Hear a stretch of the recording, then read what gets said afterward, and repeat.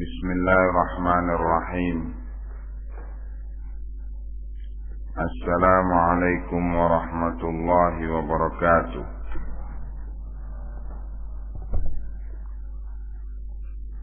Alhamdulillah,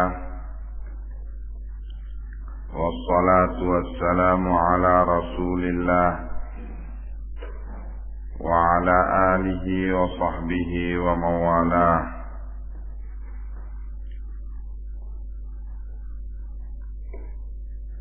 Kita masuk kepada bab berikutnya.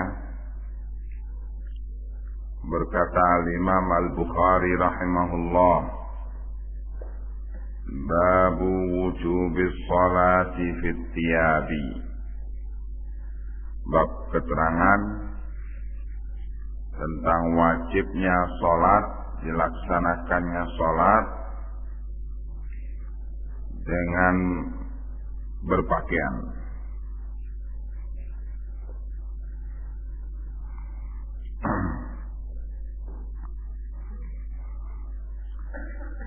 An Umar bin Abi Salamah radhiyallahu anhu,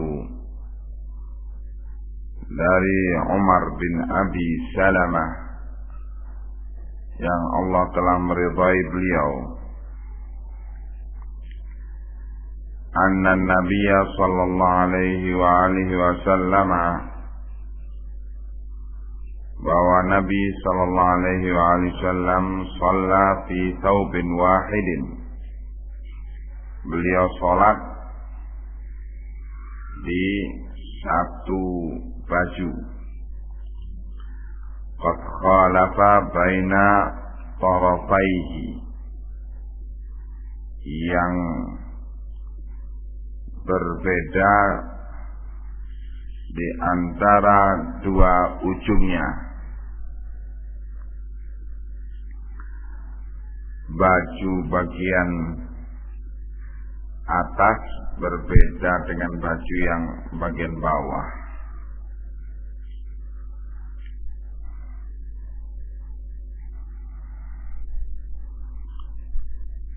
Yang dipentingkan di sini oleh Al-Imam Al-Bukhari adalah bahwa Rasulullah salat dengan memakai baju. Kemudian babu salati fit thawbil wahidi multahifan bihi, bab salat di satu baju dengan multahifan bihi, berbebat dengannya, satu kain dan dibebatkan kain itu kepada tubuhnya. An Ummi Hani binti Abi Thalib radhiyallahu anha, dari Ummi Hani binti Abi Thalib yang Allah telah meridai beliau, hadithu salatin Nabi sallallahu alaihi wa alihi wasallam yaumal fathi taqaddama, yaitu hadis tentang salatnya Nabi di hari Fathu Mekah sebagaimana yang telah lewat.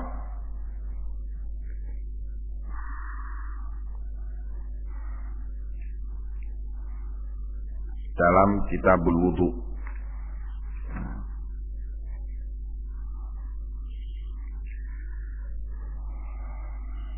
Wa fi hadhihi riwayati qalat, dan dalam riwayat ini Ummu Hani menyatakan, fa shalla thamaniya raka'atin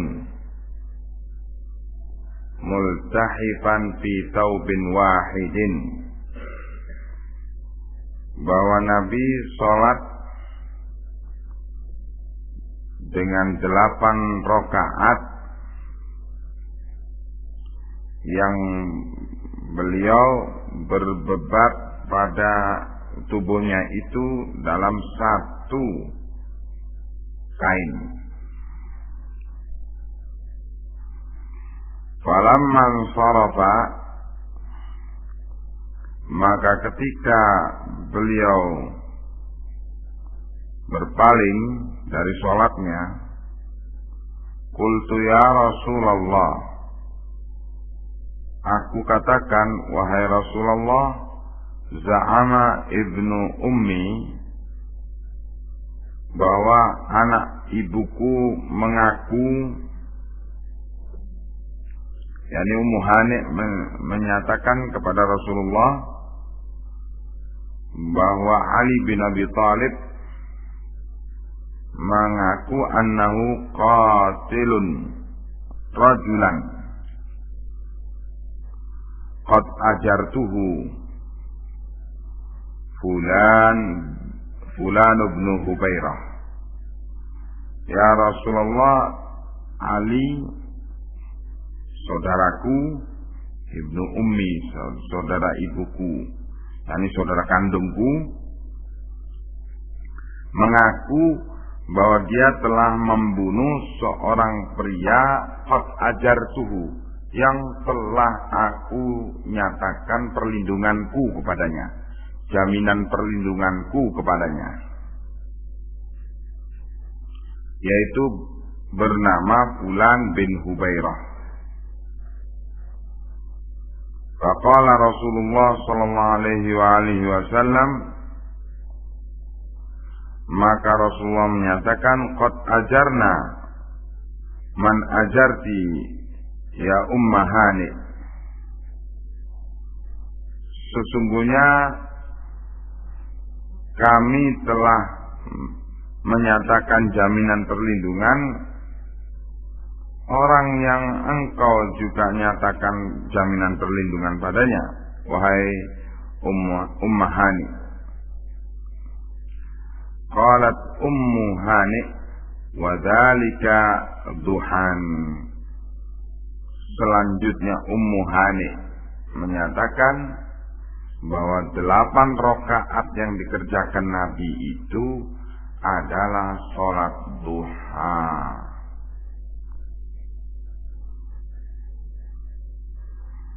Sholat duha ya tentu nggak ada witirnya ya. 2 rakaat salam, 2 rakaat salam, 2 rakaat salam, 4 kali salam. Jadi 8 rakaat. Hadis ini disingkat oleh Al-Imam Al-Bukhari karena akan diulangi lagi dengan detail dan rinci di bab lain nanti, yaitu bab tentang hukum al-ijarah, perlindungan hukum terhadap seseorang, bagaimana kedudukannya orang yang dilindungi itu. Nah, karena Al-Imam Al-Bukhari di sini membawakannya untuk mengambil riwayat tentang bahwa Rasulullah sholat 8 rakaat dengan 1 kain yang dibebatkan pada tubuhnya.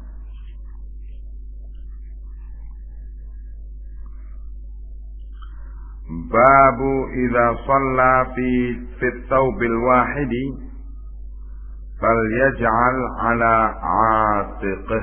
atiqaihi. Bab keterangan apabila seorang itu sholat dalam 1 kain yang dibebatkan pada tubuhnya,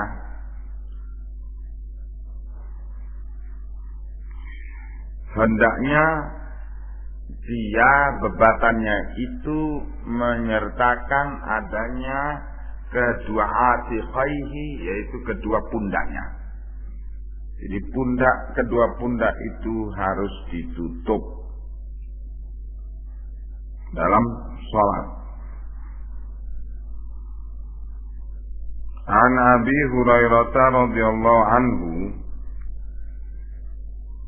dari Abi Hurairah yang Allah telah meridai beliau, anna sa'ilan sa'ala Rasulullah sallallahu alaihi wasallam anis salati fi thawbin wahidin, bahwa seorang penanya pernah menanyakan kepada Nabi tentang hukumnya sholat dilakukan di satu kain. Faqala Rasulullah sallallahu alaihi wasallam, maka Rasulullah sallallahu alaihi wasallam mengatakan, awalikullikum tauban, bukankah bagi kalian itu, bagi masing-masing kalian itu ada 2 potong baju, yakni di sini 2 potong baju. Potongan pertama untuk bawah, potongan kedua untuk atas, sehingga bisa menutup pundaknya, kedua pundaknya. Ditegaskan lagi dalam riwayat berikutnya, wa anhu radhiyallahu anhu qal, dan dari Abi Hurairah yang Allah telah meridai beliau, beliau menyatakan, qala Rasulullah sallallahu alaihi wasallam, bahwa Rasulullah sallallahu alaihi wasallam menyatakan, la yusalli ahadukum fit thawbil wahidi laisa ala atiqihi syai'un, janganlah salah seorang dari kalian itu sholat di satu thawb, satu baju, satu kain yang dibebatkan dari bawah ke atas, yang dalam keadaan tidak ada sesuatu pun di pundaknya. Jadi kalau memakai kain yang dibebatkan begitu untuk sholat sebagai bajunya, maka Nabi menetapkan kewajiban untuk jangan sampai kedua pundaknya tidak tertutup. Jadi bebatan itu juga meliputi kedua pundaknya. Nah, dengan sebab inilah orang yang berpakaian ihram itu kan memakai saubain, ya, 2 potong kain. Potongan pertama untuk bawah, potongan kedua untuk atas. Itu kalau mau melaksanakan tawaf, tuntunannya itu membuka pundak bagian kanan. Jadi tutup pundak bagian kiri, terus ke bawah ketiaknya, tutup begini, sehingga yang pundak bagian kanan dan ketiaknya itu terbuka. Setelah selesai tawaf, ketika datang waktu untuk sholat, segera dibuka itu, tutup bagian atas, potongan bagian atas dari ihram itu, terus ditutupkan kedua pundaknya itu, baru sholat. Tidak boleh sholat dalam keadaan tetap terbuka pundaknya. Ya. Nah,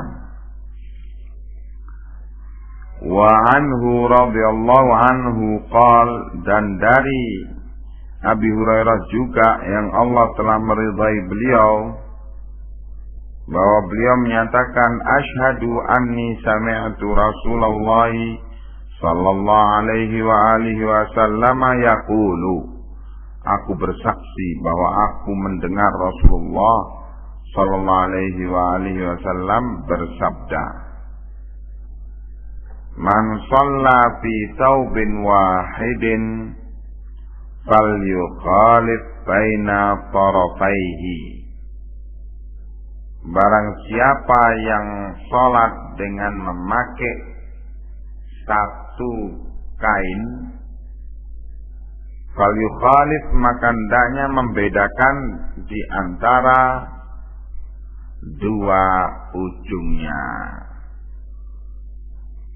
Karena dibedakan dua ujungnya sehingga tidaklah bertemu di satu pundak, tetapi yang ujung yang satunya di sebelah kanan pundak, ujung kirinya sebelah kiri pundak, begitu, sehingga kedua pundaknya tertutup. Nah, dari hadis ini menunjukkan bahwa kedua pundak harus ditutup atau diberi selempangan,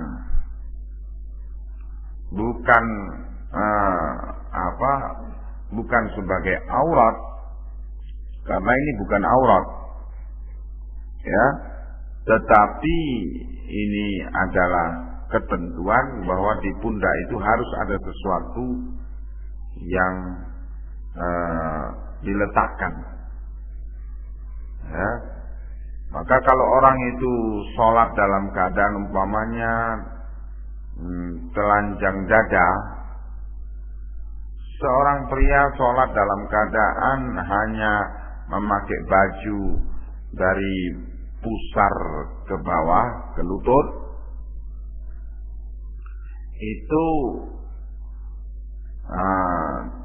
harus meletakkan sesuatu, apakah tali atau kain, pada kedua pundaknya. Hal ini dilakukan oleh Imam Ahmad ketika beliau di penjara, itu karena baju beliau bagian atas itu hancur, berhubung dicambuk terus menerus sampai robek-robek bagian punggungnya, sehingga akhirnya bajunya itu campur antara darah dan debu. Nah, akhirnya beliau di penjara itu membuka baju bagian atasnya tersebut dan tidak bisa dikasih pakaian lagi karena sangat perih, sakit kalau terkena sesuatu. Maka beliau pakai kondisinya baju itu telanjang dada dan meletakkan sesuatu pada pundak, kedua pundak beliau. Ini menunjukkan bahwa memang bukannya harus ditutup, tetapi harus diletakkan sesuatu pada pundak itu, kedua pundak itu, untuk menghindari pelanggaran larangan tersebut. Nabi melarang dengan tegas untuk membiarkan kedua pundak dalam keadaan tidak diletakkan sesuatu pada keduanya. Babu idza kana tsaubu dayyiqan. Bab keterangan apabila kain itu sempit. An Jabirin radhiyallahu anhu qol, dari Jabir yang Allah telah meridai beliau bahwa beliau menyatakan, kharajtu ma'an Nabi sallallahu alaihi wa alihi wasallam fi ba'dhi asfarihi. Aku keluar bersama Nabi di sebagian perjalanan beliau. Fajitu lailatan li ba'dhi amri, maka aku memasuki waktu malam dalam keadaan sedang mengurus sebagian urusanku. Fawajadtuhu, maka aku dapati beliau yusalli, sedang dalam keadaan sholat, wa alayya thawbun wahid, dan aku dalam keadaan memakai satu thawb, satu kain. Fashtamaltu bihi, maka aku bebatkan pada tubuhku dengannya. Wa shallaitu ila janibihi, dan aku sholat di samping beliau.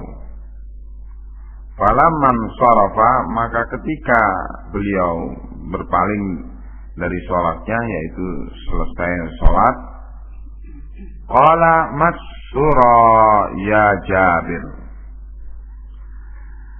Matsura yakni mengapa engkau datang di waktu malam begini? Datang atau berjalan di waktu malam, as-sura namanya. Kenapa engkau malam-malam begini datang? Fa akhbartuhu bihajati, maka aku beritahu kepada beliau tentang keperluanku.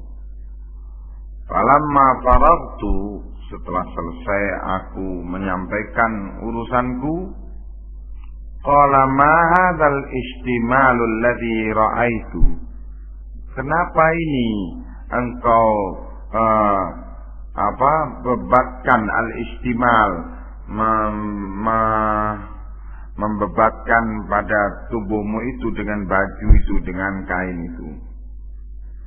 Qultu, maka aku katakan, kana taubun, ini adalah sedianya sebagai taub, baju yang panjang. Qala fa in kana wasi'an faltahif bihi, kemudian Nabi memberi bimbingan, kalau memang itu adalah kain yang lebar, maka hendaknya engkau bebatkan pada tubuhmu itu. Wa in kana dayiqan fattazir bihi, kalau itu kain yang sempit, maka pakailah untuk bersarung dengannya. Ya, kalau kainnya itu sempit, tidak mungkin dibebatkan ke tubuh dalam keadaan memanjang, maka dipakai dalam keadaan dibebatkan ke tubuh sebagai sarung. Begitu. An Sahl radhiyallahu anhu qol, dari Sahl yang Allah telah meridai beliau, bahwa beliau menyatakan, kana rijalun yusalluna ma'an nabi sallallahu alaihi wa alihi wasallam, bahwa orang-orang lelaki salat bersama Nabi aqidi uzrihim ala a'naqihim kahai'atis sibyan, dalam keadaan aqidi, mengikat uzrihim, sarung-sarung mereka, uzr jamak dari bentuk tunggal dari izar, sarung. Aqidi uzrihim, dalam keadaan terikat sarung mereka, ala a'naqihim, pada tengkuk mereka, kahai'atis sibyan, seperti keadaannya anak-anak kecil. Jadi sarung dibebatkan kepada bagian bawah tubuhnya kain itu, kemudian digantungkan ke tengkuk dengan diikat begitu. Sehingga dengan itu maka pundaknya dilewati oleh kain tersebut. Yang demikian ini sesungguhnya pakaian anak-anak kecil. Tapi karena mereka punyanya cuman itu, maka mereka memakai seperti itu.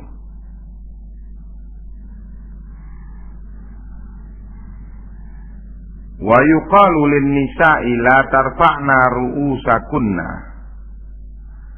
Dan dikatakan kepada para wanita, jangan kalian mengangkat kepala-kepala kalian hatta yastawiyar rijalu julusan, sampai para lelaki duduk dengan benar pada posisinya. Iya, yaitu dikatakan kepada shaf perempuan demikian.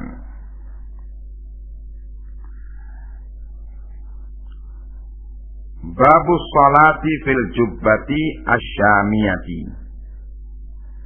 Bab keterangan tentang salat di jubbah syamiyah. Jubbah model orang-orang Syam. Jubbah model orang-orang Syam itu bagian tangannya itu itu namanya rapat dengan ada kancing padanya.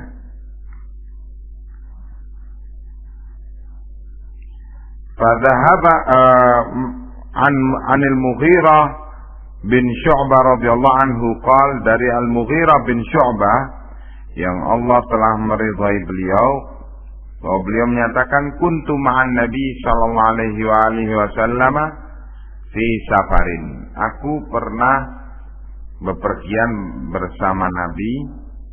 Qala ya Mughirata, ya Mughiratu. Maka Nabi menyatakan, wahai Mughirah, khudil idawata, ambillah al-idawah, yaitu inaun saghir, bejana yang kecil, tempat air yang kecil. Fa'aqrabtuha, maka aku pun mengambilnya. Fantalaqa Rasulullah sallallahu alaihi wasallam, maka Nabi pergi hatta tawara anni, sampai tidak terlihat dari aku. Tawara tidak terlihat karena jauh. Faqadha hajatahu, dan Rasulullah menunaikan hajatnya, yaitu buang air besar atau buang air kecil. Wa alaihi jubbatun syamiyatun, dan Rasulullah dalam keadaan berpakaian dengan jubbah syamiyah. Fadhahaba liyukhrija yadahu min kammiha, maka Nabi berusaha untuk mengeluarkan tangannya dari kammiha, yaitu dari bagian tangan jubah itu. Fadaqat, tapi sempit. Fa'akhraja yadahu min asfaliha, maka Rasulullah mengeluarkan tangannya dari bawah jubah itu. Maksudnya dari tangannya, tapi karena sempit maka dikeluarkan tangannya dari bawah jubah itu. Fasabaqtu alaihi, maka aku pun menuangkan pada tangan beliau Fatawadda'a wudu'ahu lis-salati. Maka kemudian beliau wudu sebagaimana wudunya untuk salat. Wa masaha ala khuffaihi tsumma shalla. Dan beliau mengusap pada kedua khuf beliau kemudian salat. Nah, yang dipentingkan oleh Al-Imam Al-Bukhari dalam periwayatan ini ialah bahwa Rasulullah memakai jubbah syamiyah. Kadang-kadang memakai jubbah syamiyah yang pakai seperti kerah pada bagian tangannya itu, yaitu ada kancing di situ. Ya. Babu karahiyatit ta'arri fis salati. Bab keterangan dimakruhkannya at-ta'arri, tidak berpakaian atau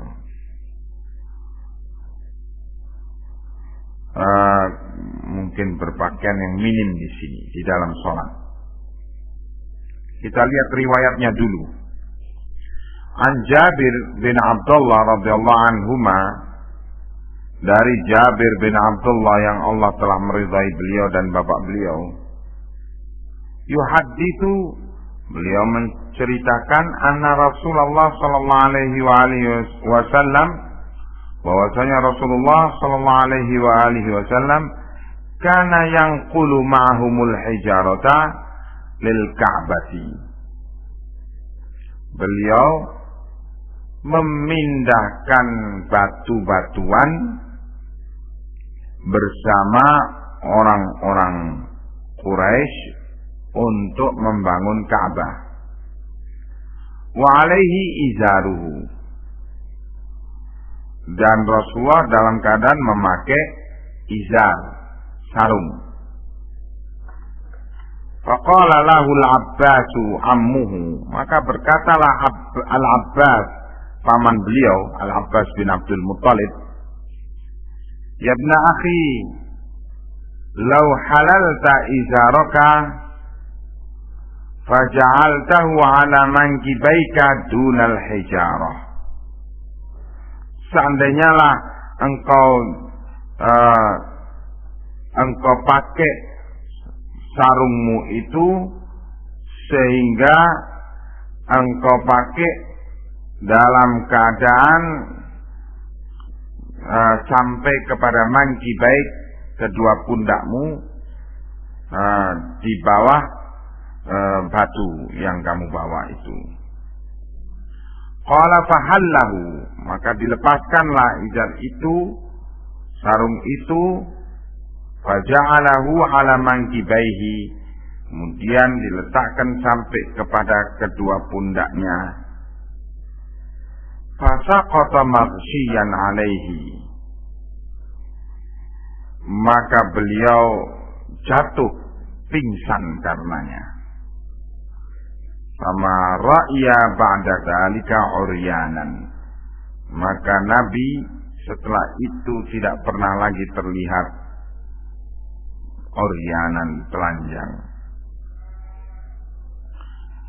Yani Rasulullah membawa batu sampai kondisinya karena dibawa dengan kainnya itu terlihat auratnya, sehingga ditegur oleh Al-Abbas bin Abdul Muttalib, paman beliau. Ini adalah cerita ketika di masa jahiliyah.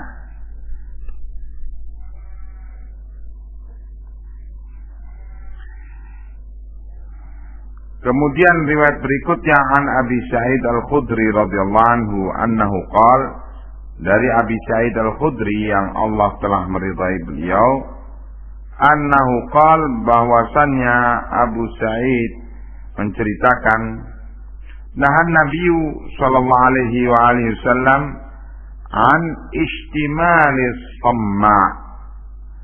Nabi melarang untuk istimal, yaitu menutup kain.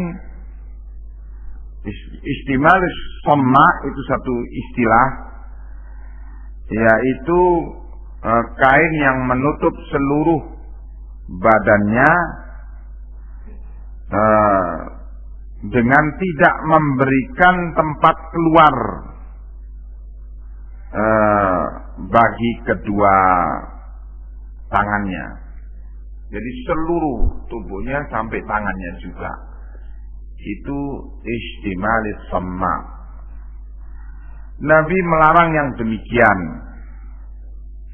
Wa ayyahtabiyar rajulu fi thawbin wahid laisa ala farjihi minhu syai'. Dan Nabi juga melarang untuk seorang itu berihtiba, yaitu duduk dalam keadaan dia memakai satu kain,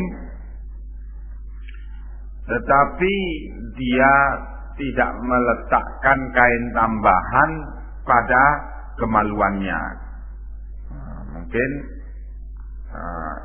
di sini maksudnya ialah duduk dalam keadaan duduk ihtiba. Duduk ihtiba itu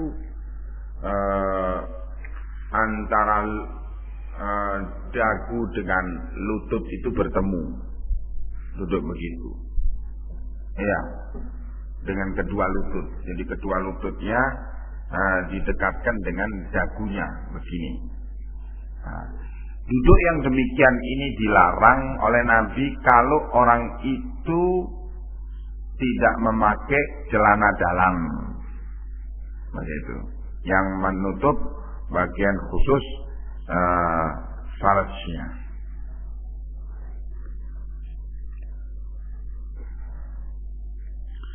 An Abi Hurairah radhiyallahu anhu qol, dari Abi Hurairah yang Allah telah meridhai beliau, qol, beliau menyatakan nahan Nabi sallallahu alaihi wasallam an bai'ataini. Nabi melarang jual beli, dua model jual beli. Anil limati wan nibadi, yaitu al-limat. Al-limat itu ialah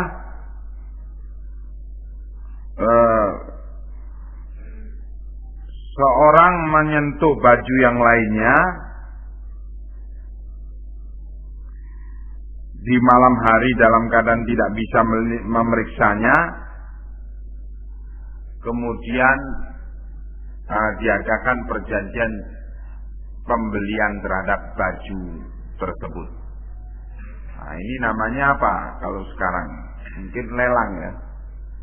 Artinya jual beli dalam keadaan untung-untungan, barangnya itu tidak diketahui dengan pasti. Kalau memang sedang nasib ya dapat bagus, kalau sedang sial ya dapat jelek.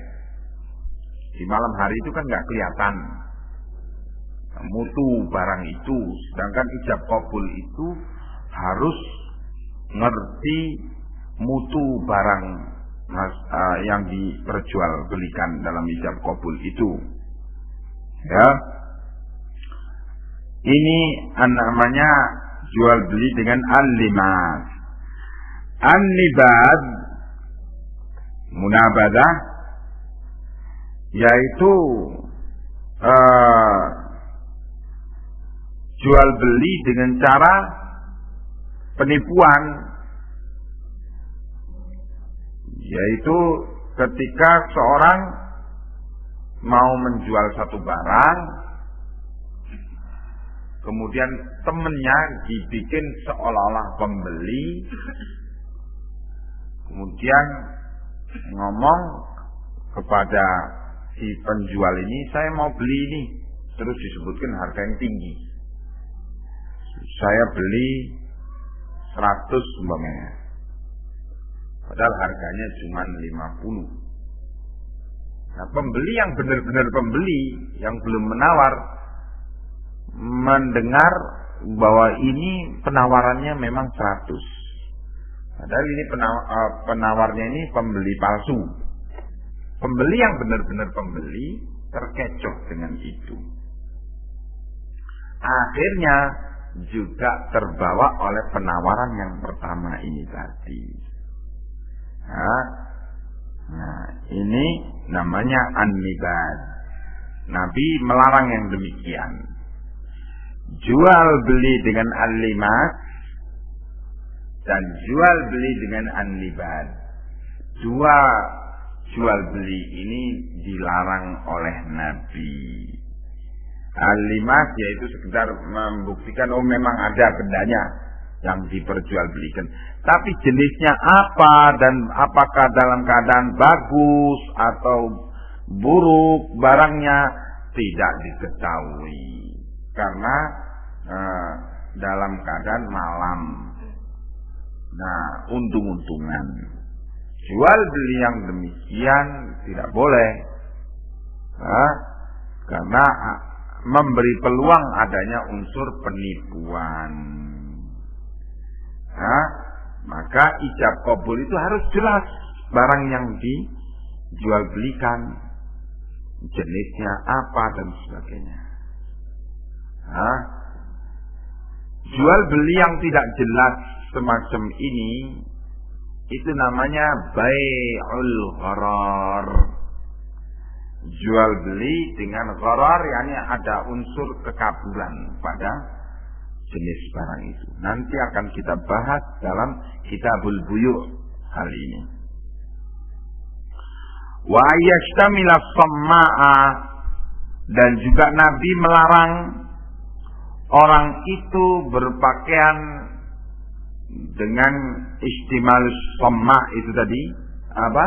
Membebatkan kain ke seluruh tubuhnya dan tidak memberikan lubang untuk kedua tangannya. Ini juga dilarang oleh Nabi berpakaian model seperti itu. Wa ayyastabi'ar rajulu fi thawbin wahid. Juga Nabi melarang orang duduk dengan istiba yang tadi itu, ya, dalam keadaan ya seperti itu. Ya, ulangi kayak gitu. Ulangi. Yakni coba praktekkan. Nah, seperti itu.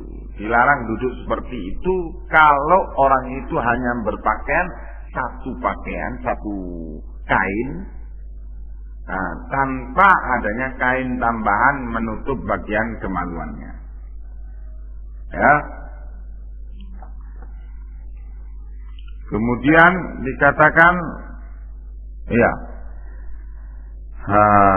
wa anhu, dan juga dari Abi Hurairah radhiyallahu anhu qol, yang Allah telah meridai beliau, bahwa Abu Hurairah menyatakan, ba'atsani Abu Bakrin radhiyallahu anhu, Abu Bakar mengutus aku fitilkal hajjati, di waktu haji, fi muadzzinina, di kalangan para muadzin, nu'adzinu bimina yauman nahri, untuk kami berazan di hari Mina, yaitu di hari penyembelihan kurban, yauman nahri. Muadzin ini di samping fungsinya meneriakkan azan, juga meneriakkan pengumuman-pengumuman atau keterangan-keterangan. Ini tugasnya para muadzin. Abu Hurairah termasuk dari orang yang ditugaskan demikian oleh Abu Bakar As-Siddiq. Kemudian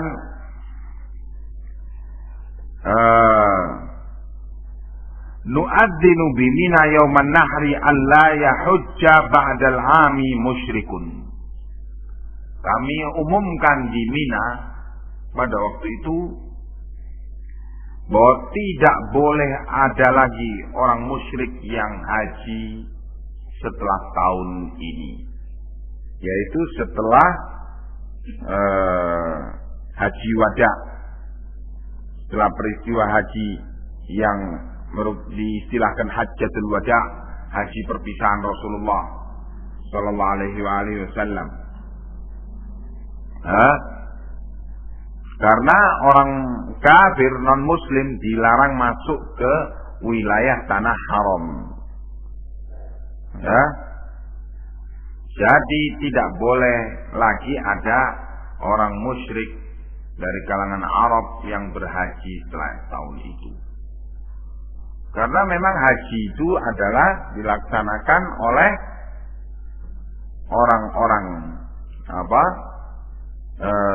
Arab sejak zaman jahiliyah sebelum Islam.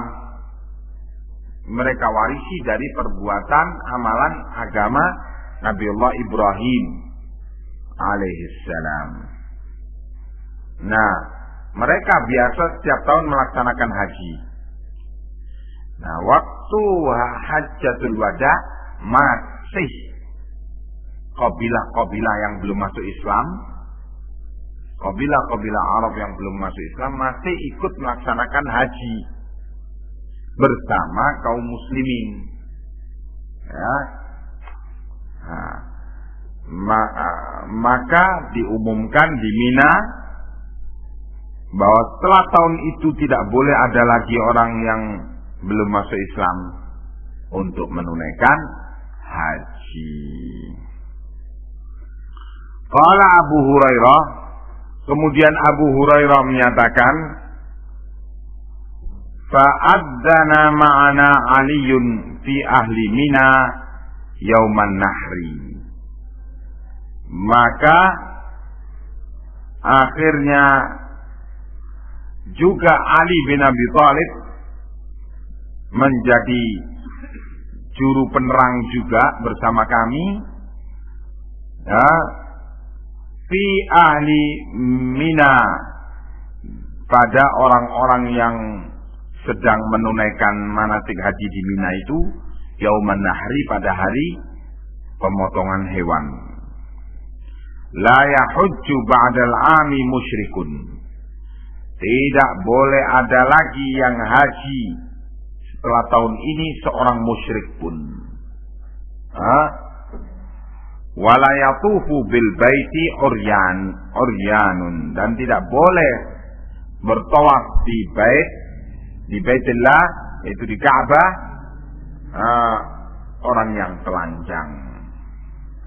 Nah, dari riwayat-riwayat ini, maka maksud daripada bab yang disampaikan oleh Al-Bukhari tadi, bab karahiyatit ta'arri fi shalah, bab dibencinya at-ta'arri, telanjang fi shalah, di dalam salat. Nah, masalah ini memang menjadi pembicaraan di kalangan fuqaha, para ahli fiqh. Ya, bagaimana hukumnya kalau orang itu di ruangan tertutup sendirian, sholat dalam keadaan telanjang? Maka dari keterangan-keterangan yang disebutkan di atas tadi, perbuatan Nabi dan penegasan-penegasan Nabi, dan juga Rasulullah menyatakan Allah lebih sepantasnya engkau malu daripadanya dibanding dengan rasa malumu kepada sesama manusia. Jadi dari keterangan-keterangan tersebut memang dinyatakan bahwa menutup aurat adalah perkara yang rukun daripada sholat. Artinya sholat itu dianggap batal bila seorang sholat dengan membuka auratnya atau terbuka auratnya. Dan ketika sudah demikian, ada lagi pembicaraan aurat lelaki itu yang mana? Pembicaraan ramai di kalangan para sahabat Nabi juga. Sebagian sahabat Nabi menyatakan aurat lelaki itu kubul dan dubur saja. Karena Nabi dalam beberapa majlis itu kadang-kadang membiarkan terbukanya paha beliau di hadapan para sahabat beliau. Dan dalam beberapa kejadian Nabi mengangkat kainnya sampai terlihat paha beliau. Tetapi sebagian sahabat lagi menyatakan bahwa yang dikatakan aurat itu adalah aurat lelaki itu ialah antara pusar dan lutut. Nah, ini karena adanya hadis yang demikian. Tapi semacam Al-Imam Al-Bukhari ini termasuk dari beliau-beliau yang memandang dhaif hadis-hadis yang menceritakan ma baina surrati war rukbati aurah, apa yang terletak di antara pusar dengan lutut itu adalah aurat. Ini dhaif riwayatnya, lemah riwayatnya. Berhubung tidak adanya riwayat yang sahihah yang demikian itu, maka Imam Al-Bukhari mengatakan bahwa menutup bagian pusar sampai ke lutut itu lebih terjaga. Ada istilah ahwab, lebih terjaga. Karena Al-Bukhari tidak bisa menyatakan dengan tegas wajib demikian, berhubung riwayat yang menyatakan demikian lemah. Begitu. Nah, dari berbagai pembicaraan ini maka ta'adjuban saja sehingga beliau menyatakan karahah, kemakruhan, dibencinya orang yang at-ta'arri, telanjang fi shalah, di dalam salat. Ya. Pembicaraan tentang ini memang panjang di dalam kitab-kitab fiqh, dan memang kita dituntunkan untuk mengambil pendapat itu dengan hujjah dan dengan sikap al-wara', sikap menjaga diri dalam rangka kehati-hatian dari kemungkinan keliru. Maka Imam Al-Bukhari mempelopori yang demikian untuk berhati-hati di dalam mengambil pendapat itu. Ya.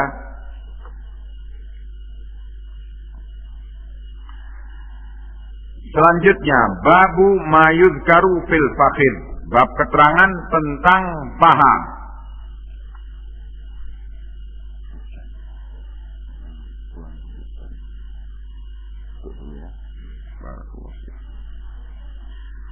Wa anhu, dan dari Abi Hurairah radhiyallahu anhu yang Allah telah meridai beliau, qala, beliau menyatakan,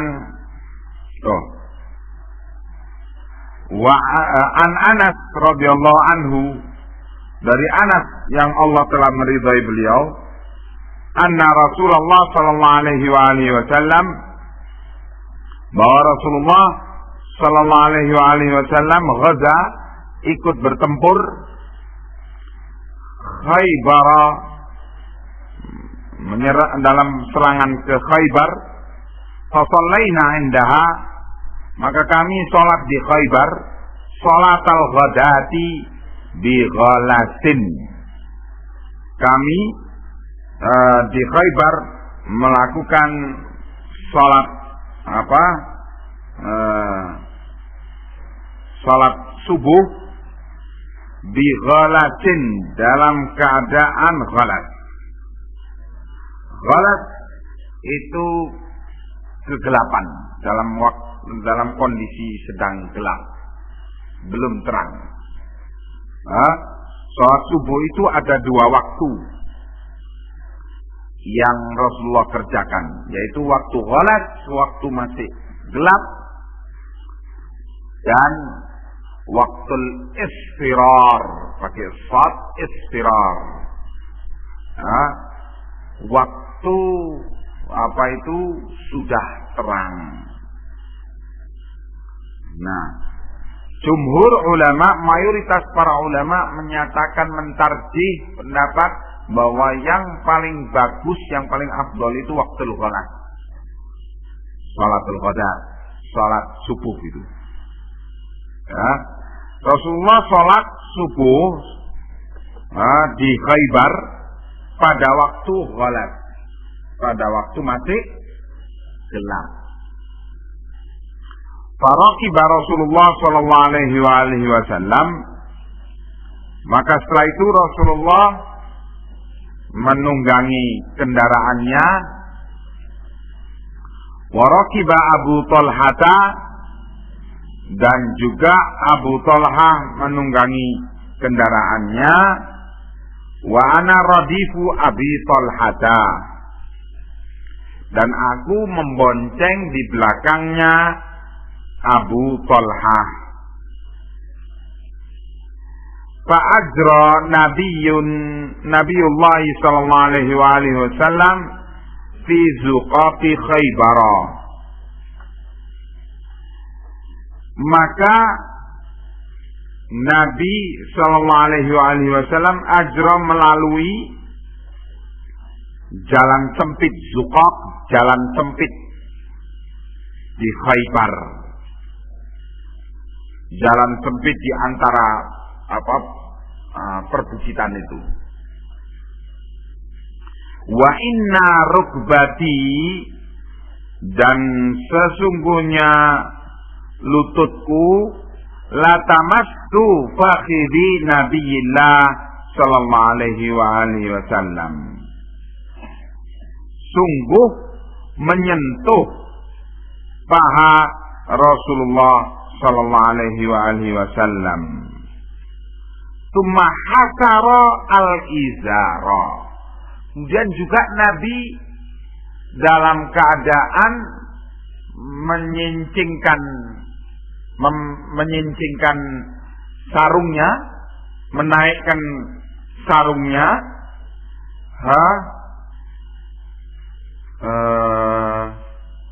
hatta hasaral izara an fakhidhihi, menaikkan sarungnya sampai terbuka paha beliau. Hatta inni anzuru, sampai aku melihat, ila bayadi fakhidhi Nabiyillah, kepada putihnya paha Rasulullah sallallahu alaihi wasallam.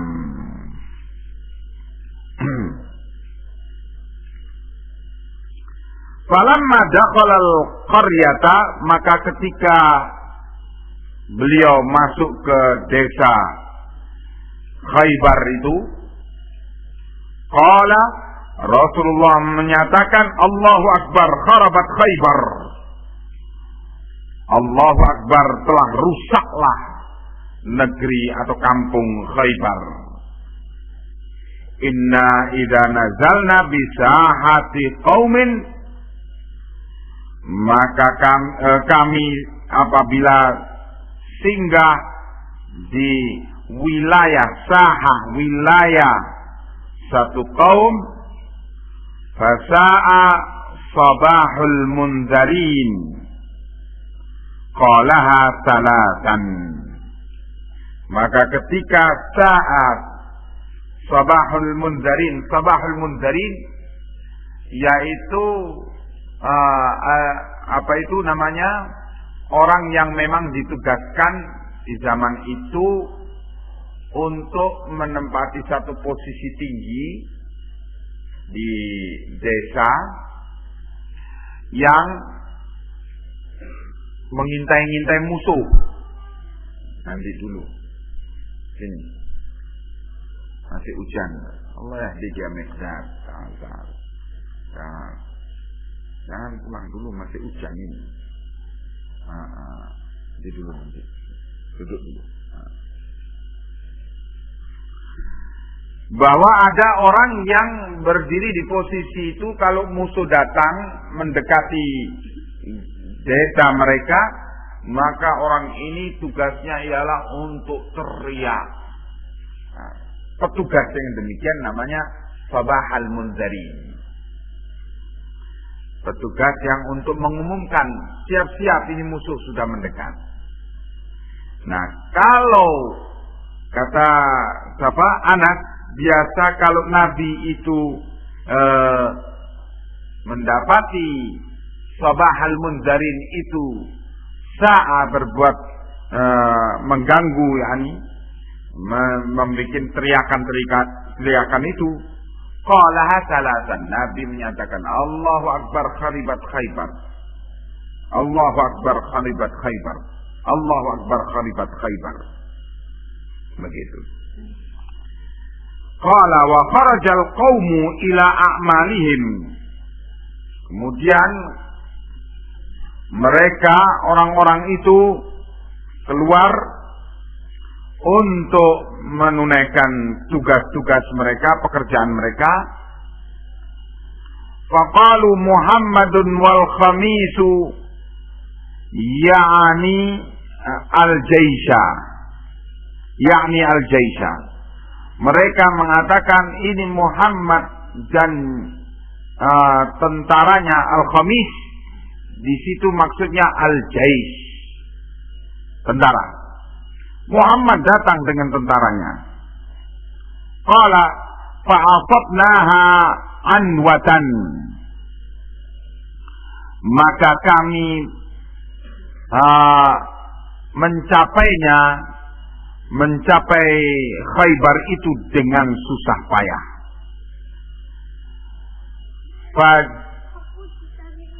Oh ya, itu. Kau panggil umikmu. Jangan turun dari masjid. Panggil.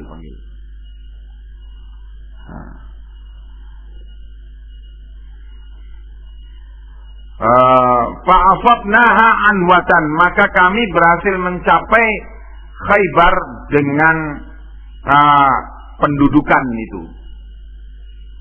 Fajumi'at sabyu, terus setelah didudukinya Khaybar, maka dikumpulkanlah tawanan perang as-sabyu. Faja'a Dihyatu, maka datanglah Dihyah. Faqala ya Nabi Allah, wahai Nabi Allah, a'tini jariyatan minas sabyi. Ya Rasulullah, beri aku satu budak perempuan dari as-sabyi, dari tawanan itu, kasihkan kepadaku satu. Faqala idhab fakhudh jariyatan, silakan kamu ambil satu budak perempuan. Fa'akhadha Safiyata binta Huyai, maka Dihyah ini mengambil Safiyah, anaknya Huyai bin Al-Akhtab. Padahal Huyai bin Al-Akhtab ini kepala suku Yahudi. Anaknya tertawan, sedangkan Huyai terbunuh dalam pertempuran itu. Safiyah diambil oleh Dihyah. Faja'a rajulun ila Nabi sallallahu alaihi wasallam, maka datanglah seorang kepada Nabi bergegas datang kepada Nabi, faqala ya Nabi Allah, a'taita Dihyata Safiyata binta Huyai sayyidata Quraidah wan Nadir la tasluh illa laka. Wahai Rasulullah, ya wahai Nabi Allah, apakah engkau berikan Safiyah bintu Huyai kepada Dihyah, padahal Safiyah itu adalah wanita junjungan Bani Quraidah dan Bani Nadir. Bapaknya dari Bani Quraidah, ibunya dari Bani Nadir.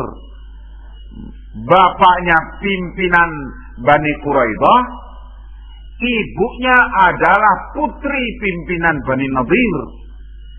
Jadi ini wanita luar biasa, tinggi sekali kedudukannya di kalangan kaumnya. Gak pantas Safiyah itu engkau berikan kepada Dihyah. Yang pantas itu ialah harus engkau yang mengambilnya, wahai Rasulullah. Qala ud'uhu, panggil itu Dihyah. Faja'a biha, maka dibawalah, maka datanglah Dihyah dengan Safiyah. Falamma nadhara ilaiha an-nabiyyu sallallahu alaihi wasallam, ketika Nabi melihat Safiyah yang dibawa oleh Dihyah itu dilihat oleh Nabi, Nabi pun ternyata memang kagum kepadanya. Qala khudh jariyatan minas sabi ghairaha, ambil saja budak yang lain, kalau ini jangan. Begitu. Terus diambillah Safiyah oleh Nabi. Qala fa'ataqahan nabiyyu sallallahu alaihi wasallam. Terus Nabi membebaskan dia dari kedudukan sebagai budak. Wa tazawwajaha, dan Nabi segera menikahinya. Wa ja'ala sadaqaha itqaha, dan Nabi jadikan mas kawinnya yaitu pembebasan dia dari status sebagai budak. Hatta idza kana bittariqi, sampai ketika beliau sudah di jalan, jahazatha lahu Ummu Sulaim, maka Ummu Sulaim menyiapkan merias Safiyah ini, si pengantin ini dilihat oleh Ummu Sulaim. Fa'ahdatha lahu minal laili. Ummu Sulaim ini salah satu dari istri Nabi. Maka Ummu Sulaim menghadiahkan waktu-waktu gilirannya untuk dipakai oleh Nabi bagi kepentingan Safiyah ini, bagi kepentingan pengantin ini. Jadi karena Safiyah dinikahi Nabi dalam keadaan bukan sebagai perawan, jadi 3 hari haknya untuk Nabi menginap padanya setelah akad nikah. Nah, tambah waktunya Ummu Sulaim, jadi 4 hari. Hadiah dari Ummu Sulaim. Jadi Ummu Sulaim yang merias madunya ini tadi, dan kemudian menghadiahkan malam gilirannya kepada Nabi untuk dipakai bagi Safiyah. Fa'asbahan Nabi sallallahu alaihi wasallam arusan. Maka Nabi ketika memasuki waktu pagi dalam keadaan sebagai pengantin. Faqala man kana indahu syai'un falyaji bihi. Barang siapa yang mempunyai sesuatu hendaknya dia datang dengannya. wa basata nita'an, dan kemudian Nabi membentangkan nita', yaitu kulit yang dipakai untuk menaruh pedang dan keperluan perang. Faja'ala ar-rajulu yaji'u bit-tamri, maka seorang datang dengan korma. Wa ja'ala ar-rajulu yaji'u bis-samni, ada yang lainnya membawa samin, minyak samin. Wa ahsibuhu dzakaras sawiq, dan aku menyangka juga disebutkan as-sawiq, tepung gandum. Qala fahasu haisan, maka dikumpulkan satu kumpulan, fakanat walimata Rasulillah sallallahu alaihi wasallam, maka itu dipakai untuk bahan walimahnya Rasulullah. Terus dibagi-bagikan kepada para sahabat, mereka pun makan dengannya. Dari riwayat ini menunjukkan bahwa walimah itu tidak mesti dengan menyembelih kambing. Apa yang dipunyai, punya korma ya korma, punya kue adonan tepung yaitu, pokoknya seadanya. Dan walimah itu dilaksanakan ba'da dukhul, sunnahnya. Walimah itu dilaksanakan setelah suami istri itu dilaksanakan ijab qabul pernikahan, dan kemudian setelah menginap, setelah berhubungan dengannya. Ya.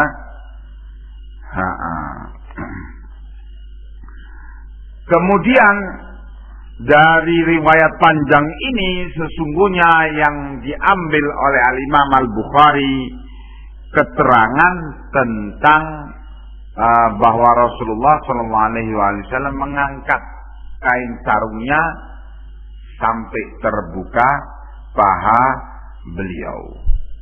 Itu hendak menunjukkan, Al-Imam Al-Bukhari hendak menunjukkan bahwa paha bagi pria itu bukanlah aurat,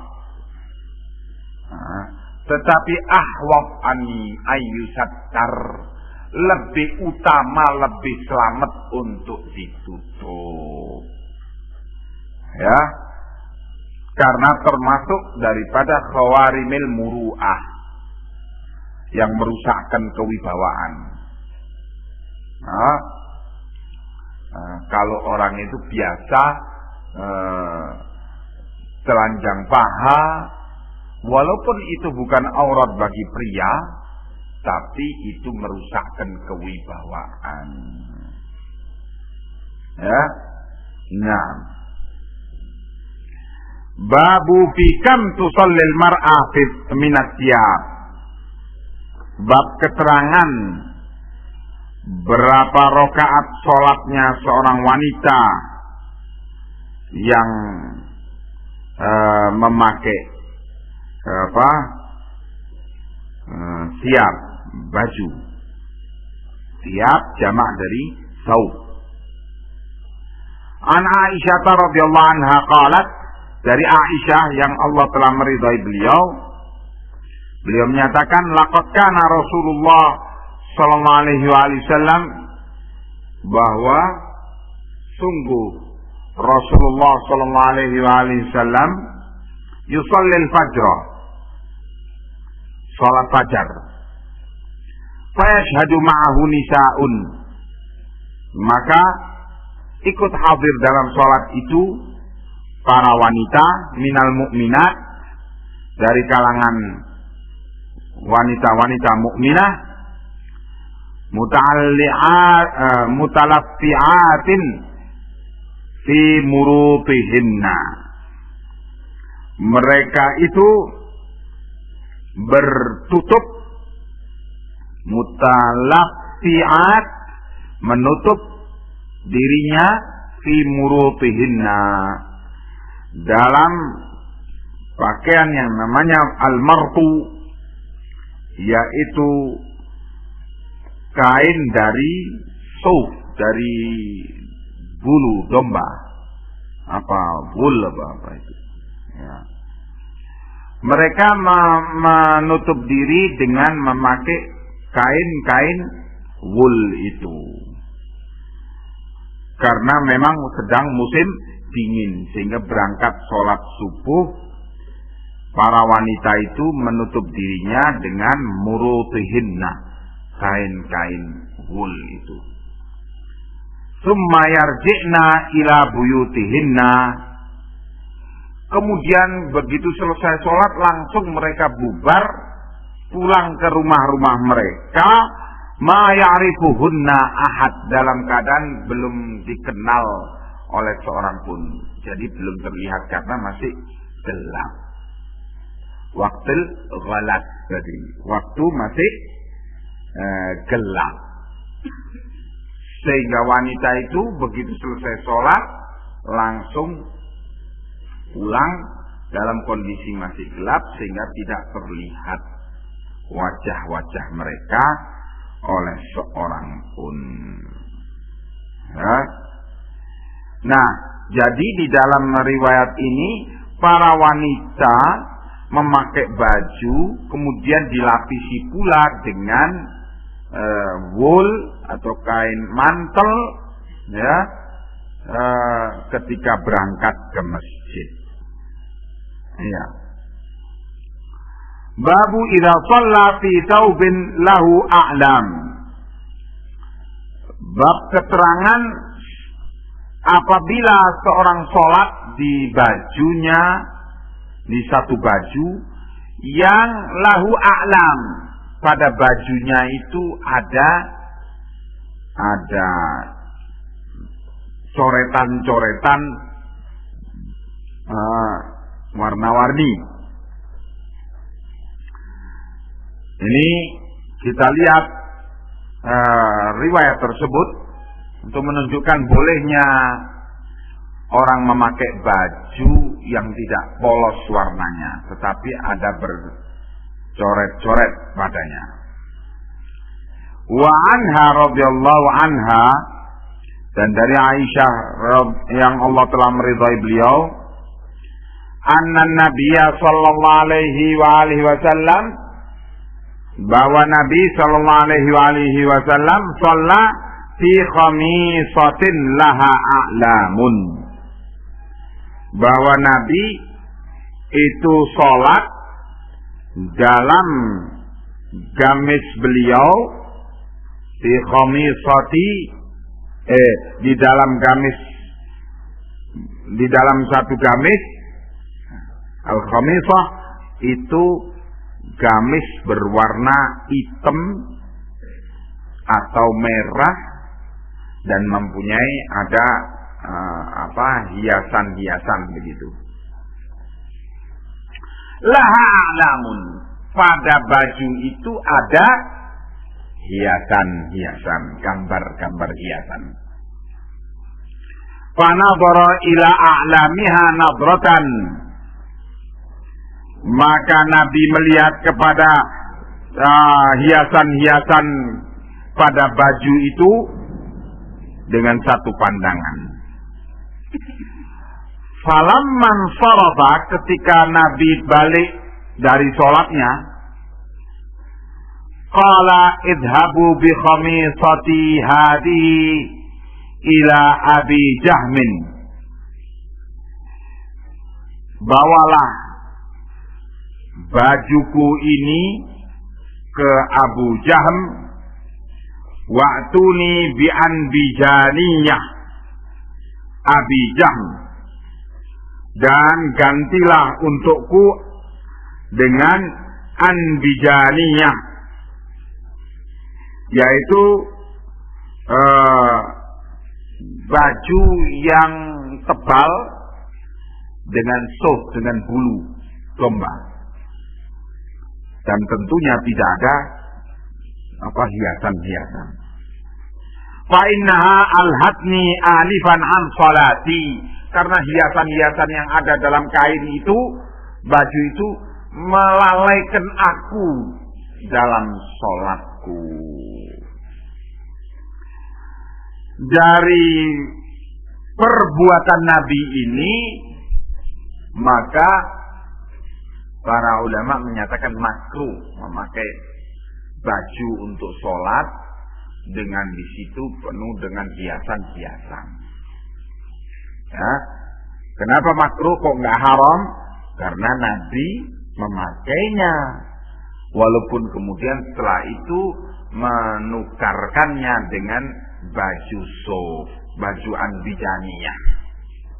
Ya, itu menunjukkan tidak haramnya kain yang demikian, tetapi makruh, tidak disukai, karena disebutkan melalaikan orang dari sholat. Contohnya lebih jelas seperti batik, baju batik. Ada bunga-bunganya. Ini lebih jelas lagi kalau itu adalah makruh untuk dipakai dalam sholat. Dianya sendiri terganggu, orang yang di belakang dia juga terganggu. Apalagi yang kalau sudah pakai gambar merak atau gambar apa, itu haram sudah. Itu bukan makruh itu, karena gambar makhluk hidup. Ya, nah, jadi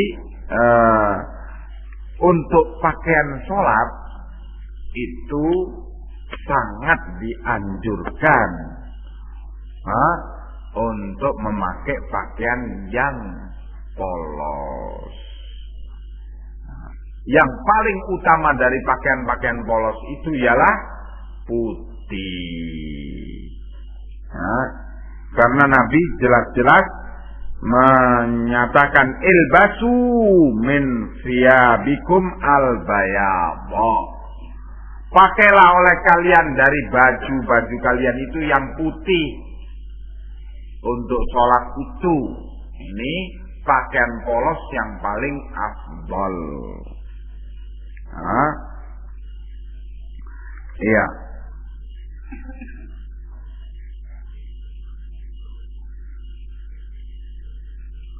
Babu in shalla fi thawbin musallabin aw tasawir hal tufsidu shalatah. Bab keterangan tentang kalau seorang itu sholat memakai baju yang di situ ada salibnya atau ada gambar-gambar makhluk hidup, apakah sholatnya itu menjadi rusak? Begitu. An Anasin radhiyallahu anhu qal, dari Anas yang Allah telah meridhai beliau,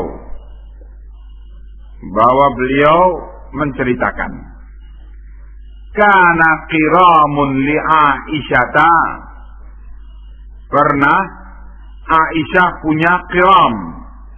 Al-qiram pakai qaf, yaitu korden, tetapi di situ ada gambar-gambarnya.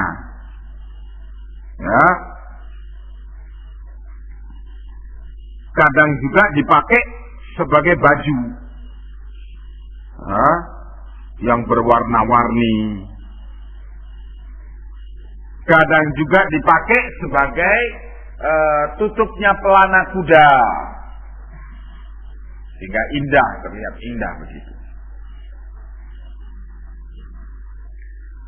Bahwasanya Aisyah pernah punya qiram, satarat bihi janiba baitiha, yang Aisyah pakai untuk korden bagi salah satu sisi rumahnya. Faqala Nabi sallallahu alaihi wasallam, maka Nabi menyatakan, amiti anna qiramaki hada, singkirkan dariku qirammu ini, kain qirammu ini. Fa innahu la tazalu tasawiruhu ta'ridu li fi sholati, karena terus-menerus gambarnya yang ada pada dia itu menghalangi aku dalam sholatku. Kalau kain yang khamisah tadi, apa Nabi katakan? Al-hadni sholat an sholati, melalaikan aku, sehingga mengurangi kekhusyuan. Tapi kalau qiran, ta'ridu li fi sholati, itu menghalangi aku, bukan saja melalaikan, tapi menghalangi aku dalam sholatku. Dari hadis ini maka dipahami bahwa memakai baju yang bergambar dengan gambar-gambar makhluk hidup dan juga gambar salib atau gambar memedi, seperti baju batik model Bali itu kan gambarnya gambar memedi itu, gambar leak. Di situ disertai kepercayaan tertentu, sebagaimana salib juga disertai kepercayaan tertentu.